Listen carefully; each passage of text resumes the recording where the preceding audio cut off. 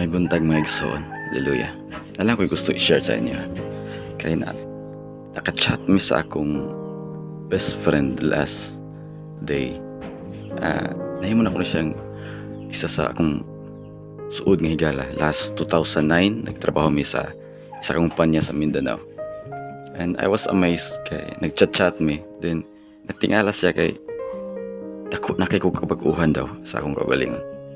Sa before nga nagkaila mi sa kato nga company, grabe dako ka dautan, grabe ka tripping, grabe ka kuan pa, grabe ka wala nagid puno sa kalibutan ang mga binuhatan. Kay nakita niya sa una before nga unsa ko kadautan sa time nga anak ko kalipin to parihamig boarding house. Nakita niya unsa ko ka mawala ang akong kalipin dito, then magdala na sa guglaing babae dito. Nakita niya inana igsoon, grabe kadautan ang kalibutan sa time nga wala pa ko kaila sa Ginoo. Grabe kadautan gyud. Makompare na ko ang galingon karon. Lahit kayo sa wala pa ko kaila sa Ginoo, wala pa ko diha sa Ginoo. Sa naapa ko dito nagpuyo sa panalinglan ni Satanas. Kay naa dito ang sulti ta kay igsoon, ang lugar nga among gitrabahoan dito before. Naatan ang kahilayan. Isa ko sa nagapagawas og uskon pa mga gamit dito nga company para ibaligyan ako sa gawas para among bahin-bahinon din among bahin-bahinon sa akong mga kaila dito kauban og trabaho nga kaubad sa na ako itong kawat among iinom bisyo tanan badji sus maglatag ang shabu diya sa among lugar nga magtapok-tapokan na mo ana. Pero wala ni siya na appeal kay isa ni sa nailang ginako ni siya nga maayo kay nga tao nga butan kayo may hugmaon kasi ang pamilya patapos sa una sus kay nga sa ko lahi na kay ka June, lahi na kay ka di na ka pera sa una before nga grabe ka ug sa pa dautan gid sa ug sa panan sa to grabe ka dautan na igsoon. Pasalamaton ko karon sa Ginoo nga isa ko sa gibag-o nakita nako ang grasya sa Ginoo, nakita nako ang gugma sa Dios. Hallelujah. Isa ko sa giluwas niya, gitubos niya ditong dapita nga grabing kahilayan, bisyo, inom, shabu, sus naglatag grabe mura nag-impierno yung dapita ni. Pero tungod sa kadautan nako wala to nako mauno na wala mo na yung Ginoo, wala mo na ang gugma sa Ginoo kung unsa ko niya gipakamatyan dito sa cross. Hallelujah.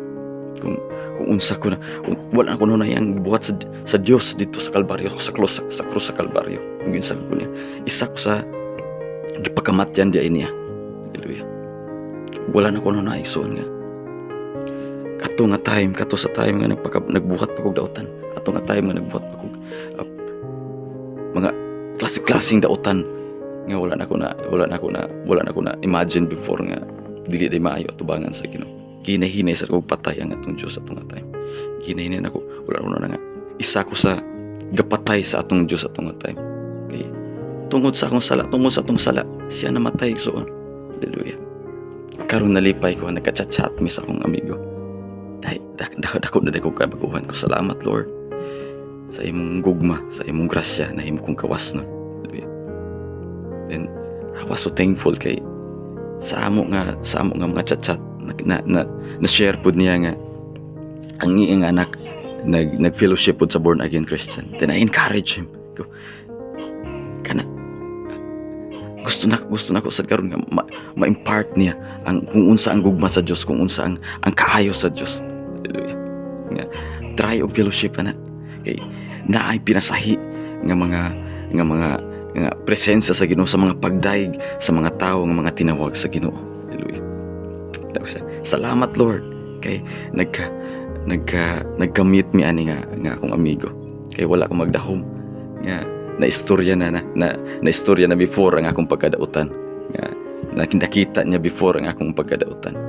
And I was so thankful karon kay isa ko sa akong ipamatud-an nga ang Dios gyud mo'y nagluwas ka nako didtong dapita, naghatag nako kaluwasan, naghatag nako kabaguhan, naghatag nako kinabuhi nga wala naghatag ng chance nga mautro sa akong kinabuhi. Hallelujah. Talaygon kay Jesus, talaygon ka o ka. Og ikaw akong amigo nga naminaw ka ni karon, continue padayon duol sa Ginoo. Kay isa ko sa testimony akong gi-share sa imo karon niya. Adunay pinasahi nga milagro sa Dios nga ipakita kaning pagbuhat sa duol kaniya. Hallelujah. Daghang salamat. Kini tanan ng balik dungog himaya sa atong buhing Dios lamang sa pangalan ni Jesus. Amen.